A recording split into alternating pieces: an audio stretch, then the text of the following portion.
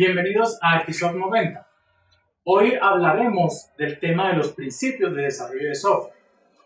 Adicionalmente a lo que es la abstracción, el encapsulamiento y modularización, existen principios adicionales que para tener un diseño robusto y para poder garantizar mayor calidad son necesarios incorporarlo dentro de nuestros diseños. Los principios SOLID de los que vamos a hablar fueron recopilados por Robert C. Martin, conocido en el entorno ágil como el tío Bob.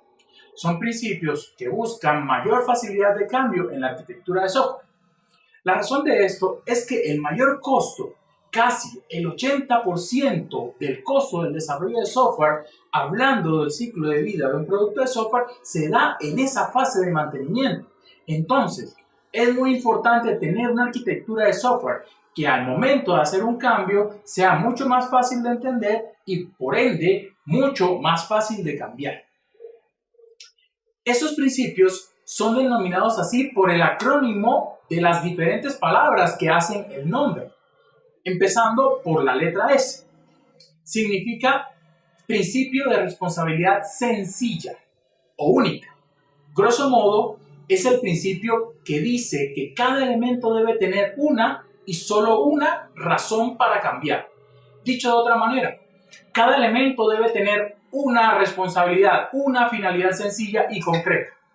El problema aquí es que como no le estamos dando el lugar que se merece a la etapa de diseño, y suele pasar que cuando estamos codificando y tenemos que hacer un nuevo método para una funcionalidad, por pereza, por facilidad o por velocidad, ese método lo codificamos en el primer elemento o en la primera clase que tenemos enfrente de nuestras pantallas, sin darnos cuenta o sin pensar si ese método realmente corresponde a ese elemento que estamos codificando, y pensamos también que el método solamente lo vamos a necesitar una sola vez y que eso no va a afectar a nadie.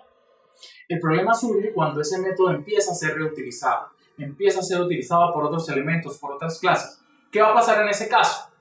Entonces empezamos a tener relaciones entre diferentes elementos que realmente no necesitan estar relacionados. Simplemente porque nosotros no codificamos el método en el elemento en donde realmente debería estar esa responsabilidad. O peor, se empiezan a duplicar líneas de código de ese método en diferentes partes. Eso nos lleva a tener métodos que son difíciles de detectar.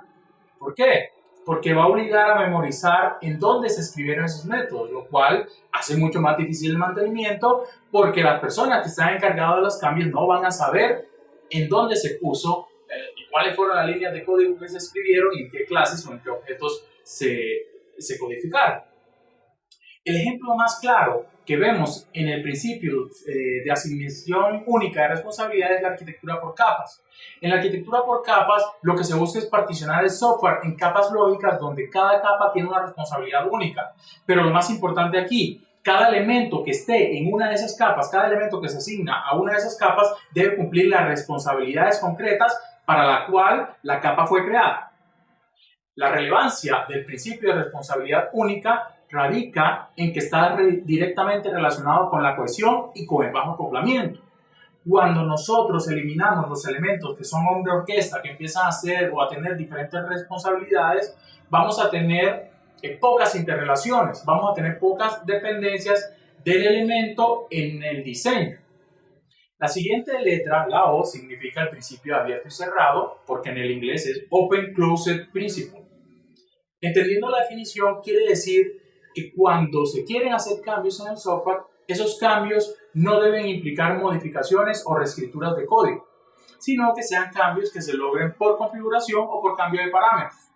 Para eso, este principio de abierto y cerrado toma ideas de la extensibilidad de Bertrand Meyers, donde básicamente se dice que las implementaciones deben ser abiertas para extender, es decir, vamos a permitir la modificación por medio de unos puntos de extensión y se debe cerrar para la modificación a través de cambios en el código.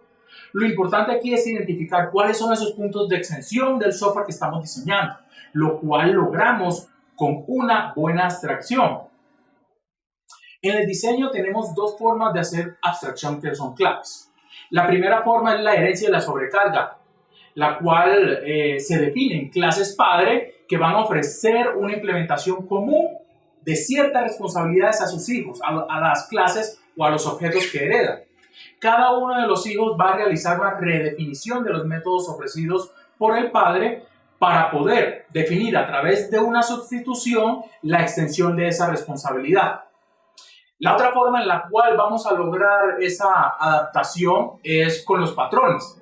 Y eso lo podemos ver en detalle en el patrón adaptador, el patrón adapter, el cual por medio de configuración o por medio de un patrón fábrica se define cuál es el elemento que en tiempo de ejecución va a realizar la responsabilidad que nosotros necesitamos.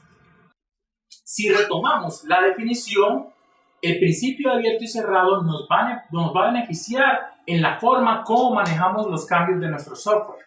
Como dije inicialmente, el cambio es lo que representa el mayor costo en un desarrollo de software. Y si al momento de hacer un cambio vamos a tener que modificar el código, vamos a tener que volver a hacer una recompilación, tal vez una nueva integración, se vuelve mucho más costoso cada uno de los cambios y por ende mucho más difícil el mantenimiento del aplicativo. Este principio de abierto y cerrado nos va a ofrecer bases para el siguiente principio, que es el principio de sustitución de Liskov. Eso fue definido por Barbara Liskov hace muchos años y estaba enfocado en el diseño orientado a objetos, solamente allí, pero fue extendido a otros tipos de arquitectura de software. El principio define cuáles son los lineamientos que se deben seguir para crear un mejor diseño orientado a la herencia, o sea, mejorar la herencia. Liskov dice que los subtipos, o sea, los elementos hijos deben ser sustituibles por los elementos base. El tío Bob lo simplifica de una manera. Dice, nunca un elemento heredero debe modificar el comportamiento original de la clase base. Entendiéndolo de una manera simple, los métodos que usan referencias a un elemento base deben ser capaces de utilizar los elementos de las clases hijas sin conocerlas en detalle. Pero eso no es parecido al principio abierto y cerrado, ¿cierto? O sea, aquí hay una relación muy estrecha entre esos dos principios. Una violación del principio LSP, o sea, del principio de sustitución de Liskov, representa una violación del principio de abierto y cerrado. ¿Y cuándo se da una violación? Cuando un subtipo soporta un método del tipo base que se está referenciando y para poder referenciarlo debemos hacer una modificación en el código. O sea, todo debe ser por parámetro, todo debe ser soportado por la herencia. Es como si a mí me regalaran un vehículo. Si yo aprendí solamente a manejar vehículos automáticos, para mí como conductor, mi idea de vehículo es que no tiene palanca de cambios. Pero a mí me regalaron un vehículo de transmisión manual. Cuando yo voy a conducir ese vehículo de transmisión manual, este tiene operaciones que yo no reconozco o que no son soportadas por la idea que yo tengo de vehículo. Por lo que el vehículo automático implica no presionar el clutch, sino tener que poner el embrague en la letra D. En conclusión, Liskov nos va a sugerir o nos presiona a tener mucho cuidado en la forma en que delineamos la herencia para no quebrar ese principio de sustitución y con esto tener responsabilidades dispersas y repetitivas entre los diferentes elementos clientes, los padres y los hijos, quebrando y rompiendo la asignación única de responsabilidades y por ende también violentando el principio abierto y cerrado. El siguiente principio tiene que ver con la I, que es el principio de separación o segregación de interfaces. Ese busca redefinir o definir la manera en la cual comunicamos los clientes con los diferentes proveedores de funcionalidades. La lógica que utilizan esos clientes cuando tienen aplicaciones modulares. Los módulos van a tener funcionalidades o responsabilidades que van a exponerse a través de interfaces. Pero ¿qué pasa si un módulo ofrece todas sus funcionalidades por medio de una sola interfaz? De esta manera el módulo va a forzar a los clientes a depender de una cantidad de métodos en los cuales ellos no van a estar interesados. Podemos tener la analogía con el adaptador 7 en 1 que venden en los diferentes centros de informática, centros de computadores y que traen también algunos computadores. Nos va a ofrecer 7 puertos diferentes para diferentes tipos de memoria. Pero si yo tengo una micro SD, ese adaptador tiene tantas ranuras que yo como cliente no sé por dónde tengo que introducir la micro SD. Eso mismo va a pasar en el diseño de software. Las interfaces deben seguir el principio de asignación de responsabilidades, deben ser específicas a una finalidad concreta. En otras palabras, no tener interfaces muy grandes que ofrezcan todas las funcionalidades porque los clientes no necesitan todos esos métodos que ofrecen las interfaces. El principio nos va a indicar cómo debemos segregar las interfaces a cada una de las funcionalidades concretas. Tener piezas especializadas para cada implementación, lo cual nos va a llevar a tener un mejor control de código e indirectamente mejorar la seguridad al no tener métodos expuestos de manera innecesaria. El último principio tiene que ver con la B, que es el principio de DDI, inversión de dependencias, Dependency Inversion Principle. Ese principio de inversión de dependencias, que también lo conocemos como el principio de Hollywood, por la analogía de los agentes de casting, nos dice en una frase muy común: "Don't call me, I call you". No me llames, yo te llamo. ¿Eso qué quiere decir? Que los elementos no hacen llamados directos sobre las implementaciones concretas, sino que lo hacen a través de abstracciones. Cuando hablamos de arquitectura, las abstracciones más comunes son las interfaces. O sea, siempre en arquitectura trabajamos las relaciones entre elementos a través de interfaces. Y el principio de dependencia, de inversión de dependencias, que fue creado también por el tío Bob, nos lleva a desacoplar los llamados entre los diferentes elementos, haciendo las invocaciones o llevando esa dependencia a través de esas interfaces. En palabras del tío Bob, los elementos de un nivel superior no hacen llamados o no conocen a los elementos del nivel inferior. Por ejemplo, si trabajamos en la lógica de negocio, no debemos tener un acoplamiento directo o fuerte con los repositorios de datos. Las bases de datos es un detalle, o sea, es una implementación que puede variar. Eso puede ser cambiado en cualquier momento. La lógica core del negocio nunca debería depender de un llamado directo sobre un framework específico.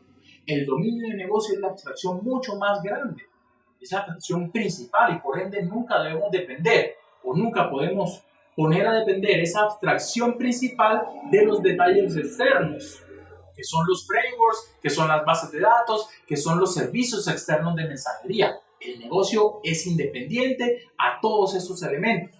Eso lo podemos explicar más con una analogía de la vida real. Cuando nosotros compramos un televisor, ¿qué pensarían si el vendedor del televisor nos dice: "Vea, señor cliente, para poder conectar ese televisor a la red eléctrica, usted necesita buscar a una persona que sea experto en soldadura con un soldador y empezar a soldar los cables directamente a la red eléctrica para que el televisor pueda funcionar"? ¿Sí? En ese caso, si nosotros soldamos el televisor a la red eléctrica y requerimos mover el televisor de un lado de la casa a otro lado de la casa, toca volver a llamar a la persona para quitar la soldadura, volver a hacer la soldadura en otro lugar donde queremos tener el televisor, y eso en software sería modificar el código, lo cual violentaría el principio open close y también violentaría el principio del scope. Por esta razón, los televisores traen los conectores, las interfaces que cumplen con un estándar específico. Si quiero conectar el televisor en una sala diferente, simplemente buscamos el conector y listo. Si nos vamos a Europa, si nos vamos a otro país donde los conectores son diferentes, el televisor de Latinoamérica tal vez no va a funcionar porque los conectores no cumplen con el estándar europeo. Pero si se crean las interfaces y se crean los adaptadores, podemos mover fácilmente los diferentes módulos y los diferentes componentes sin depender directamente de las implementaciones.